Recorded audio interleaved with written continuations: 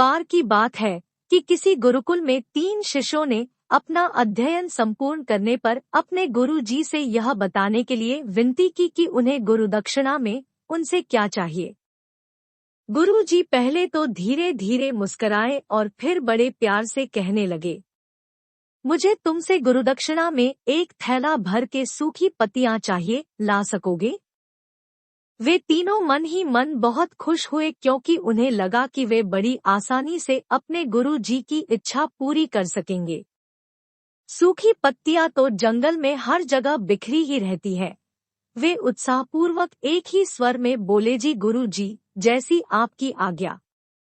अब वे तीनों शिष्य चलते चलते एक जंगल में पहुंच चुके थे, लेकिन यह देखकर कि वहां पर तो सूखी पत्तियां केवल एक मुट्ठी भर ही थी, उनके आश्चर्य का ठिकाना न रहा। वे सोच में पड़ गए कि आखिर जंगल से कौन सूखी पत्तियां उठा कर ले गया होगा।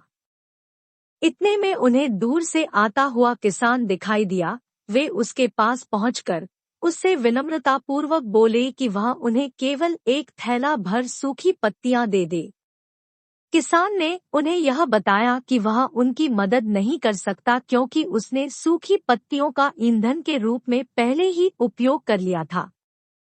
वे तीनों पास में ही बसे एक गांव की ओर इस आशा से बढ़ने लगे थे कि हो सकता है वहां उस गांव में उनकी कोई सहायता कर सके।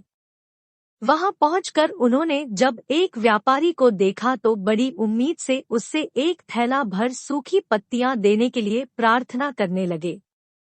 लेकिन उन्हें फिर से एक बार निराशा ही हाथ आई क्योंकि उस व्यापारी ने तो पहले ही पैसे कमाने के लिए सूखी पत्तियों के दोने बनाकर बेच दिए थे। लेकिन उस व्यापारी ने उन्हें एक बूढ़ी माँ का पता बताया जो सूखी पत्तियां एकत्रित किया करती थी। पर भाग्य ने यहाँ पर भी उनका साथ नहीं दिया क्योंकि वह बूढ़ी माँ तो उन पत्तियों को अलग अलग करके कई प्रकार की दवाइयाँ बनाया करती थी। अब निराश होकर वे तीनों खाली हाथ ही गुरुकुल लौट गए। गुरुजी ने उन्हें देखते ही स्नेहपूर्वक पूछा, पुत्रों, ले आए गुरुदक्षिणा? तीनों ने सर झुका लिया। गुरुजी द्वारा दोबारा पूछे जाने पर उनमें से एक शिष्य कहने लगा, गुरुदेव, हम आपकी इच्छा पूरी नहीं कर पाए।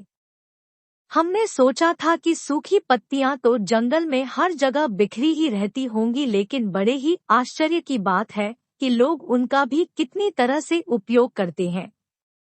गुरुजी फिर पहले की तरह मुस्कुराते हुए प्रेम पूर्वक बोले, निराश क्यों होते हो? तुम्हारे लिए यही ध्यान रखने की बात है कि सूखी पत्तियां भी व्यर्थ नहीं हुआ करती बल्कि उनके भी अनेक उपयोग हुआ करते हैं। तीनों शिष्य गुरु जी को प्रणाम करके खुशी खुशी अपने अपने घर की ओर चले गए। वह शिष्य जो गुरु जी की कहानी ध्यान से सुन रहा था, अचानक बड़े उत्साह से बोला, गुरु जी, अब मुझे अच्छी तरह से पता चल गया है कि आप क्या कहना चाहते हैं। आपका संकेत इसी ओर है ना कि हम कैसे किसी भी वस्तु या व्यक्ति को छोटा और महत्वहीन मानकर उसका तिरस्कार कर सकते हैं। चींटी से लेकर हाथी तक और सुई से लेकर तलवार तक सभी का अपना अपना महत्व होता है।